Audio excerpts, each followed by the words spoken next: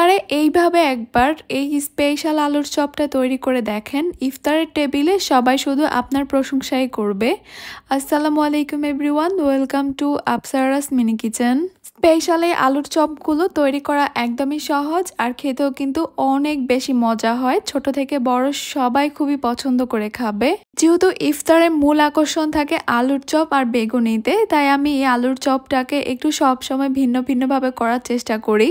আজকে করব চিকেন কিমা দিয়ে আলুর চপ। প্রথমে একটা প্যানে নিয়ে নিয়েছি আমি 4 টেবিল চামচ পরিমাণ তেল।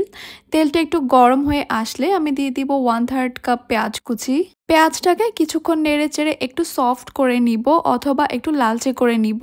এরপর এখানে দিয়ে দিব 1/2 চা চামচ রসুন বাটা, দিয়ে দিব 1/2 চা চামচ আদা বাটা। এবার এই আদা আর রসুনের কাঁচা ভাবটা দূর হয়ে যাওয়া পর্যন্ত অনবরত নেড়ে চেড়ে এগুলোকে ভেজে নিব।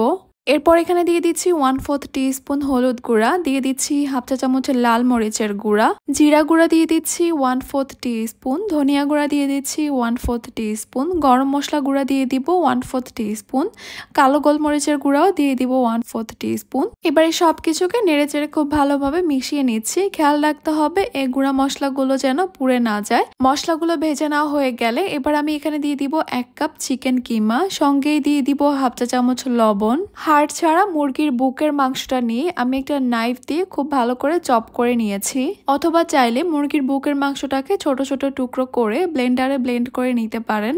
মশলা আর মাংসটাকে আমি কিছুক্ষণ কষিয়ে নিব। যেহেতু এটা মুরগির মাংস, তার উপরে কিমা করা, তাই এটা সিদ্ধ হতে একদমই সময় লাগবে না। হালকা একটু পানি ছড়াবে আর ওই পানিটা সম্পূর্ণভাবে টেনে যাওয়া পর্যন্ত অনবরত নেড়ে চেড়ে ভেজে নিতে হবে। এরপর এখানে দিয়ে দিব আমি সিদ্ধ করে নেওয়া আলুগুলোকে ভালোভাবে সিদ্ধ করে আমি ম্যাশ করে নিয়েছি যেন মিশাতে আমাদের সুবিধা হয়। সবকিছুকে একটু ভালো করে মিশিয়ে নিচ্ছি যেন চিকেন কিমা আর আলুটা খুব ভালোভাবে মিশে যায়। সবকিছু ভালোভাবে মিশে যাওয়ার পর এবার এখানে দিয়ে দিচ্ছি 1/2 চা চামচ চিলি ফ্লেক্স, দিয়ে দিচ্ছি 2টা কাঁচা মরিচ কুচি আর দিয়ে দিচ্ছি 2 টেবিল চামচ ধনিয়া পাতা কুচি। সবকিছু ভালোভাবে মিশিয়ে নেওয়া হয়ে গেলে আলুর চপের জন্য কিন্তু আলুর এই মিশ্রণটা একদম তৈরি হয়ে যাবে। এবার আমি এগুলোকে চুলা থেকে নামিয়ে একটা প্লেটে নিয়ে নিচ্ছি।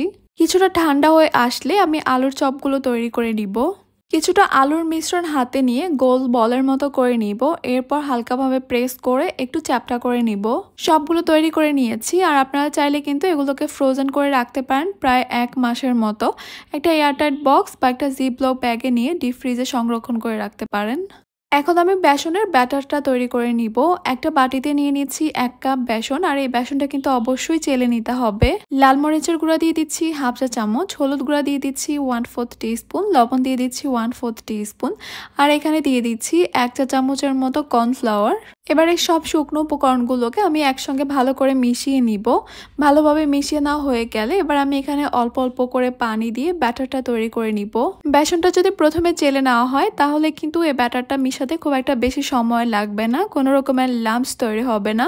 খুব সহজেই কিন্তু এই বেসনের ব্যাটারটা তৈরি হয়ে যাবে। আর অল্প অল্প করে পানি দিয়ে মিশালে কিন্তু ব্যাটারের কনসিস্টেন্সিটা বুঝতে খুবই সুবিধা হয়। আমার এই ব্যাটারটা কিন্তু তৈরি করা হয়ে গেছে।